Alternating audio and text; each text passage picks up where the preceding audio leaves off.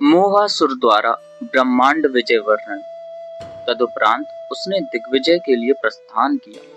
समस्त देवता, मनुष्य, नाग, यक्ष, किन्नर आदि पर विजय प्राप्त कर वह त्रिलोक के अधिपति बन बैठा। उसके क्रूर शासन में देवता और मुनि आदि अत्यंत पीड़ित हो उठे। धर्म कर्म का लोप हो गया। ब्राह्मणों की जीविका का साधन भी समाप्त हो गया। देवता उसके भय से वन पर्वतों में छिपे फिर रहे थे। निरीह प्रजा उसके अत्याचारों से त्रस्त हो उठी थी। सभी ने सोचा कि अब क्या किया जाए, इस असुर के उत्पीड़न से किस प्रकार छुटकारा मिले। ऐसी चिंता करते हुए देवताओं और ऋषियों से भगवान भास्कर ने ही प्रकट होकर कहा, मूषक वाहन महोदर की आराधना करो, तुम सब, वे ही प्रभु तुम्हारे संकट दूर करेंगे। सूर्य की बात सुनकर देव गणादि ने महोदर भगवान की प्रसन्नता के लिए घोर तप किया, जिससे प्रसन्न हुए गणेश्वर ने प्रकट होकर उनसे पूछा, क्या चाहते हो। सर्वेश्वर और समर्थ प्रभु को अपने समक्ष प्रकट देखकर वे सब अत्यंत प्रसन्न हो गए और उनके चरणों में प्रणाम कर गदगद कंठ से बोले, प्रभु, हम सब मोहासुर के उत्पीड़न से संत्रस्त हो रहे हैं, आप हमारी रक्षा कीजिए। मोहासुर की शरणागति। महोदर ने प्रसन्न होकर अभयदान दिया, देवताओं, मुनियों, तुम सब चिंता का त्याग करो, मैं संसार के हितार्थ उस प्रबल दैत्य मोहासुर का संहार कर दूंगा। तुम सब लोग उसके साथ युद्ध करने के लिए आगे बढ़ो। देवर्षि नारद ने मोहासुर को जब बताया कि भगवान महोदर ने तुम्हारे वध का विचार किया है। जब तक तुम्हारा कोई अनिष्ट ना हो, तब तक उनकी शरण लेने में तुम्हारा कल्याण है। उक्त परामर्श देकर नारद जी चले गए।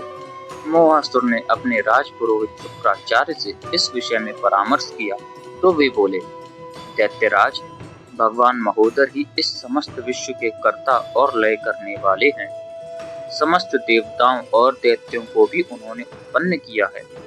वे प्रभु काल के भी महाकाल हैं।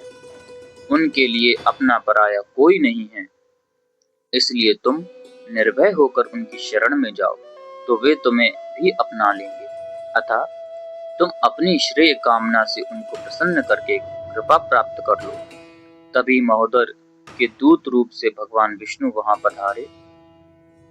दैत्यराज ने उन्हें सम्मान सहित आसन दिया और बोला, कहिए प्रभु, आप यहाँ किस प्रयोजन से पधारे हैं। विष्णु बोले, हे मोहासुर, मैं महोदर का दूत हूँ। उन्होंने यह संदेश दिया है कि यदि तुम देवताओं, मुनियों, ब्राह्मणों और समस्त धार्मिक स्त्री पुरुष के सुख में व्यवधान उपस्थित ना करने का वचन देते हुए उन दयामय प्रभु की शरण में ले लो, तो वे तुम्हें क्षमा कर देंगे, अन्यथा रण क्षेत्र में तुम्हारा वध अवश्यंभावी है। मोहासुर का मोह और गर्व भंग हो गया। उसके चित्त में ज्ञान का प्रकाश हुआ और तब वह भगवान विष्णु से बोला, हे देवदूत, आप उन भगवान से जाकर निवेदन करिए कि मैं उनकी शरण ले रहा हूँ। वे मेरे नगर में सादर पधार कर अपने अभिनंदन का अवसर प्रदान करें। विष्णु ने साधु साधु कहकर उनकी प्रशंसा की और महोदर के पास लौट गए। महोदर ने उनके द्वारा मोहासुर का संदेश सुना तो उसके नगर में पधारे।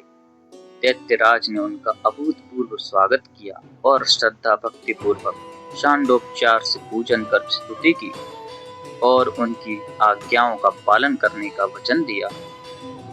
फिर उसने सुदृढ़ भक्ति की याचना की। महोदर ने उसे इच्छित प्रदान किया और अंतर्ध्यान हो गए। मोहासुर ने सभी आज्ञाओं का पालन कर संसार भर में सुख शांति स्थापित कर दी। ओम गणेशाय नमः। राम कृष्ण की प्यारी गैया, सारे जग की माता है।